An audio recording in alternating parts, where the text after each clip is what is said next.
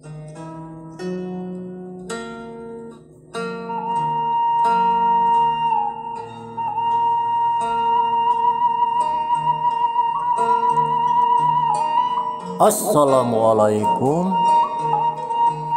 warahmatullahi wabarakatuh. Mitra-mitra sadayana, tepang deui sareng Kang Arit dina acara dongeng Sunda. Ieu dongeng Sunda anu nyandak judul Anak Titipan Siluman seri ke-48. Harapan Kang Arit mudah-mudahan ieu dongeng teh ngajantenkeun panglibur kana kalbu, pangbeberah kana manah ka mitra-mitra sadayana. Mitra-mitra sadayana kamari teh dina seri ke-47 nyaeta nuju nyarioskeun Ki Bajra, si Bajing sareng si Muncang. Dugi kadinya nya mitra-mitra. Supados tenyang kolong tingkana waktos sumangga iya acara dongeng Sunda urang kawitan bae. Der.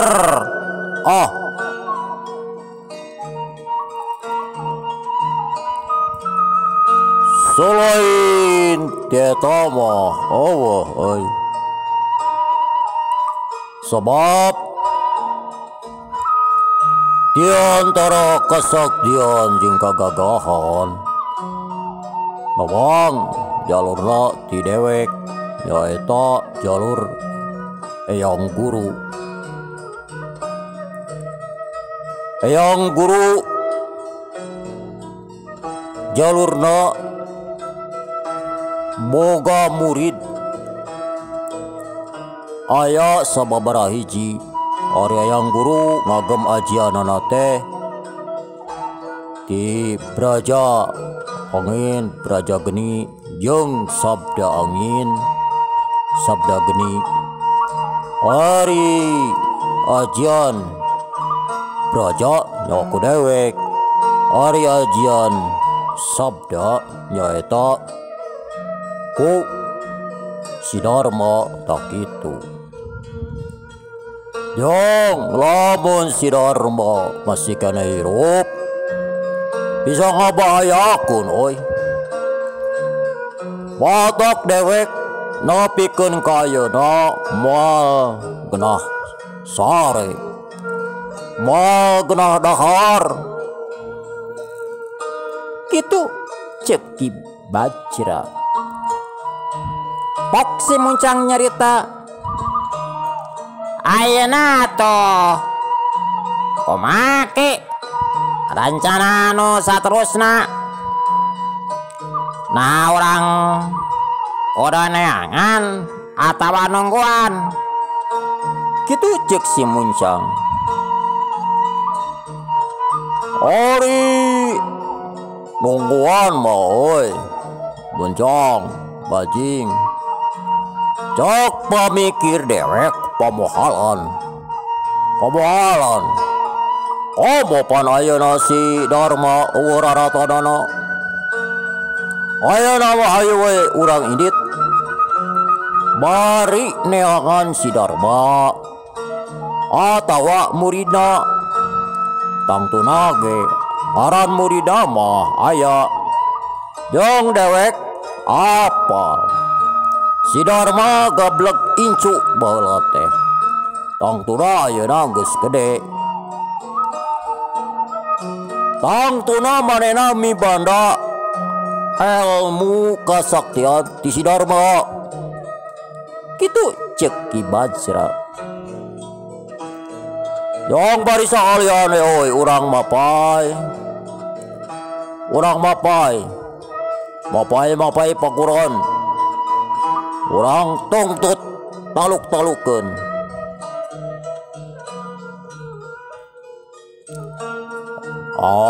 Ya Ki, ini tak narek isukan atau ayeuna kitu ceuk si Bajing. Ya ayeuna we. Ayeuna urang ngarinit. Mongpong aya waktu jeung isu keneh. Oh rek nalahaon ngajelog di dia oge. Hari gitu mah urang bari ini tinitan ngahasilkeun kitu ceuk Ki Bajra. Atuh geus kitu mah tiluanana tatan-tatan pedog disaren eta pedog teh meni paranjang. Keun cenah ari bekal mah urang bari neangan we lah di jalan dari keur Ki Bajra jeung anak buah nama keur bekal mah keur barang dahar es tuning teu harioangeun pangaran kahirupan hiji begal atuh paguron karaman anu salilana nyieun masalah anu saterusna crut tilualana ararindit terus lalempang. Dina waktu harita ti paguron golongan putih atau golongan bodas ngarasa bingung kumaha keur ngayonan kasaktian Ki Bajra. Saprakna Ki Darma bobor karahayuan Ki Bajra nepikeun ka ayeuna. Sapekna bobor karayuan ku Ki Bajra nepikeun ka ayeuna Ki Darma teh teu aya pisan raratanana siga anu ditereuy ku bumi. Nganti golongan putih yakin yen bakal aya anu neruskeun Ki Darma sabab harita ti golongan putih nyaeta Ki Darma harita teh boga incu. Apaleun lain Ki Bajra wae anu apaleun yen Ki Darma boga incu teh ti golongan putih ge arapaleun. Cek golongan putih yakin Ki Darma masih keneh aya di kieuna jeung ngarasa yakin eta incuna geus gede jeung pasti geus narima ajian ti Ki Darma.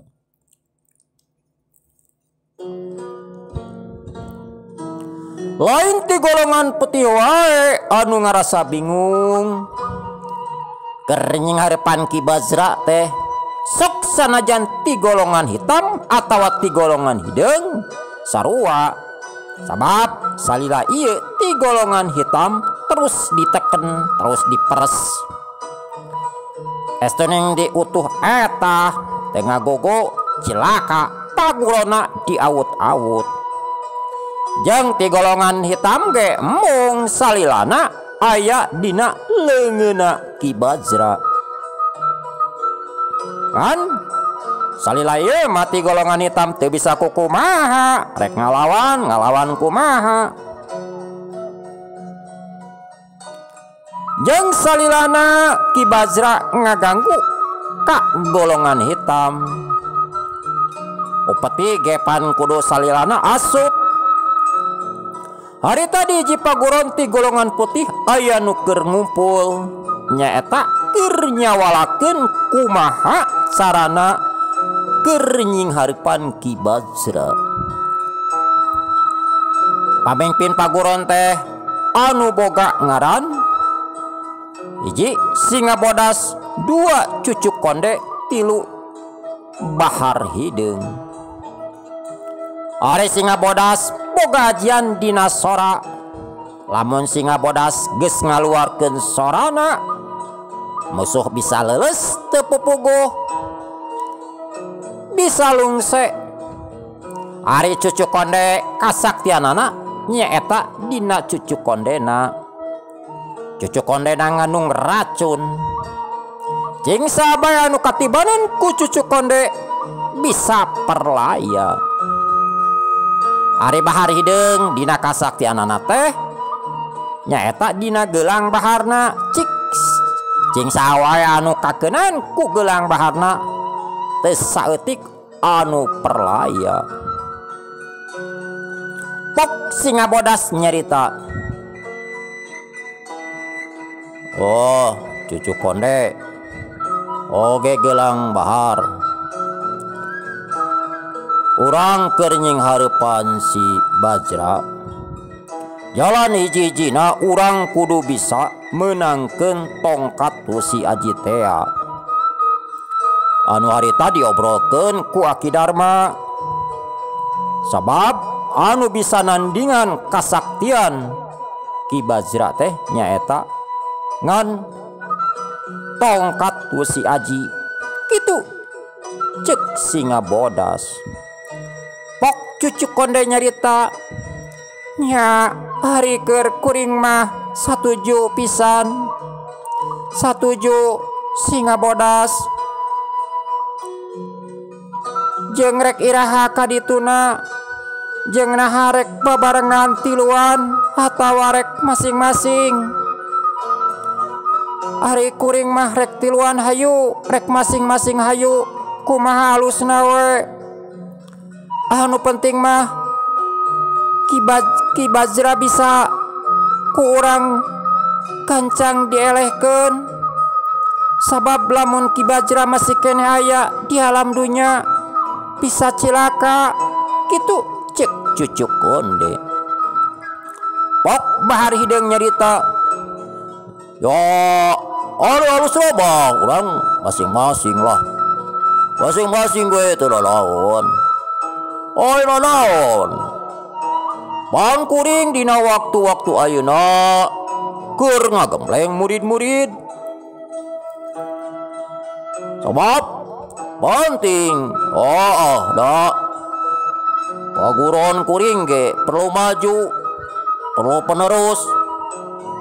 Abadawan neruskeun kumaha akibatna atuh paguron bahar hideung bisa parem kitu cek bahar hideung. Nya teu naon kitu oge. Ari keur kuring mah satuju wae nya ari masalah ngalatih murid-murid mah kawajiban. Sabab lamun eueuh anu nuluykeun rek usaha deui. Pan geus sidik urang mah kayaan geus mimiti karolot kitu cek cucuk konde. Wah, ayeuna mah kuring lain kurang sono. Singa Bodas oge cucuk konde. Kuring rek pulang heula ka paguron. Bisi aya itu jeung ieu di paguron jeung pang-pangna mah da kuring kabarudak bebeja moal lila wae laon bisi arep-arepeun kitu cek bahar hideung. Atuh geus beres badami mah bahar hideung tuluy mulang ka pagurona. Cucuk konde ge sarua rek mulang heula ka pagurona. Hari-harita di bumina Aki Darma geus siap-siap rek menuju ka kampung Dangder. Nyaeta rek nepungan Mang Omen jeung Biiti.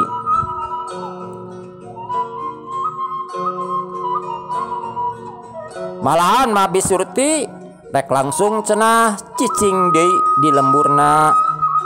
Rek nyieun we imah bae leutik-leutik ge asal aya keur duaaneun.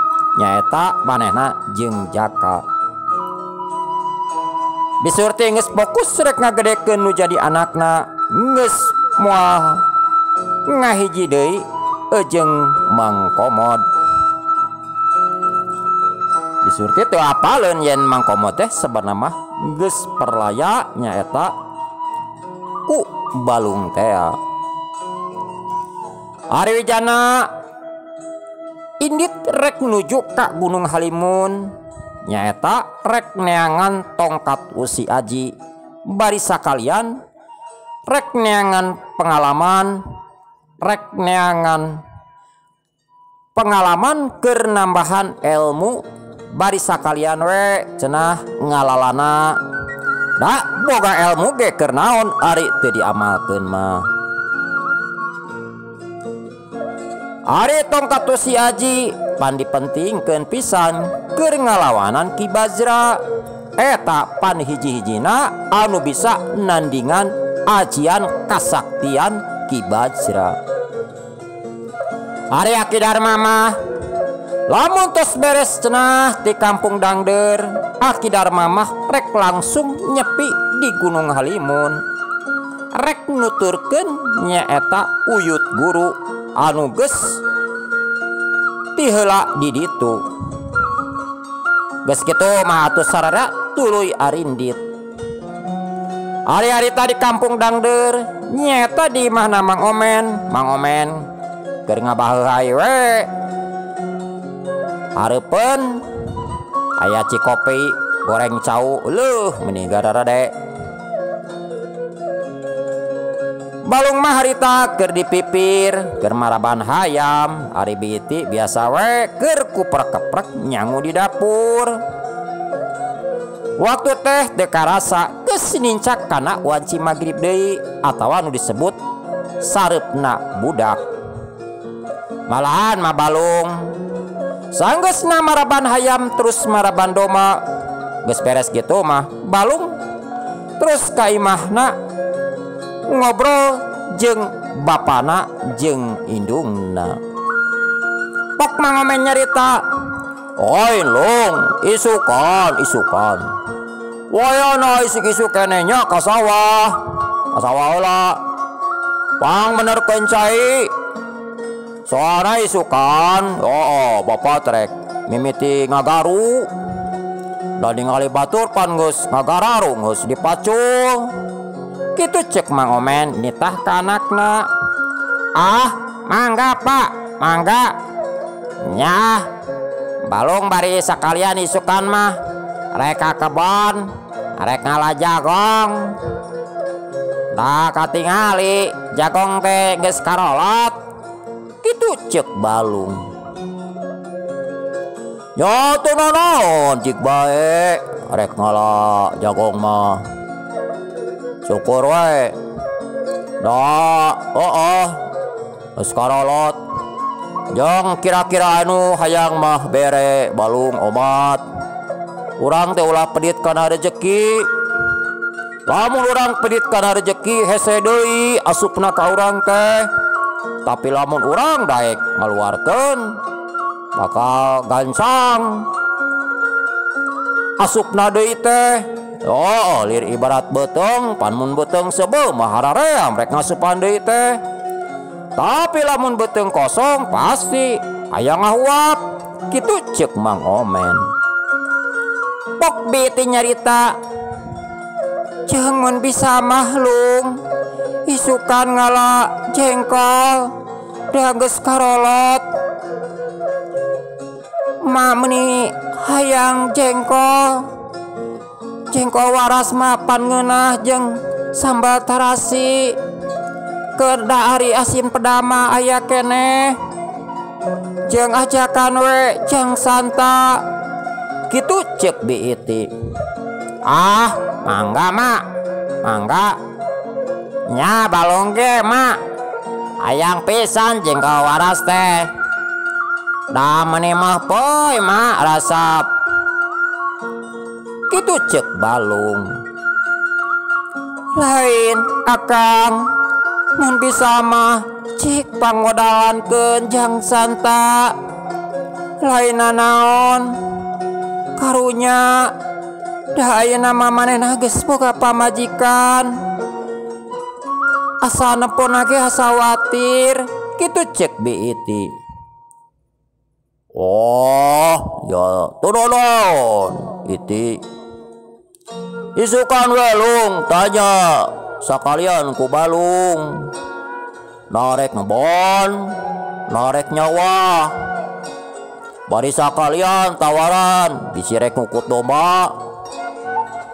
Lamun rek nyawa pek anu dilandeuh.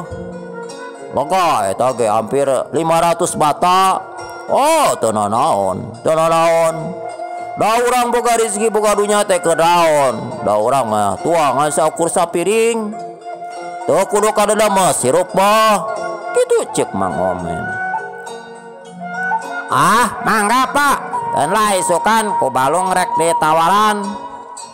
Jang Mak, isukan pangnimbalkeun balung." Kitu ceuk balung. "Nya teu naon Lung. isuk we subuh-subuh mak urang nimbal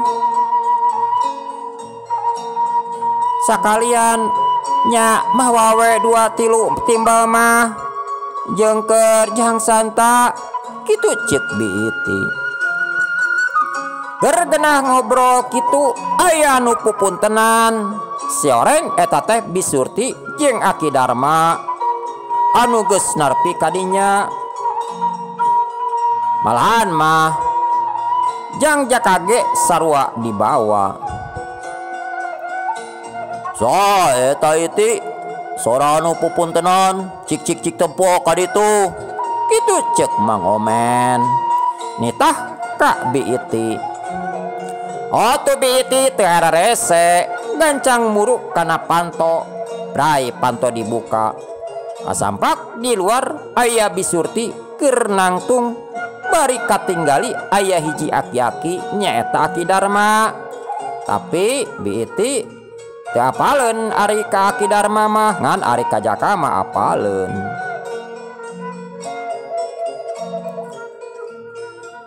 Biiti rada ngahulang cek pamikir Biiti rek nanahaon deui ieu si Surti.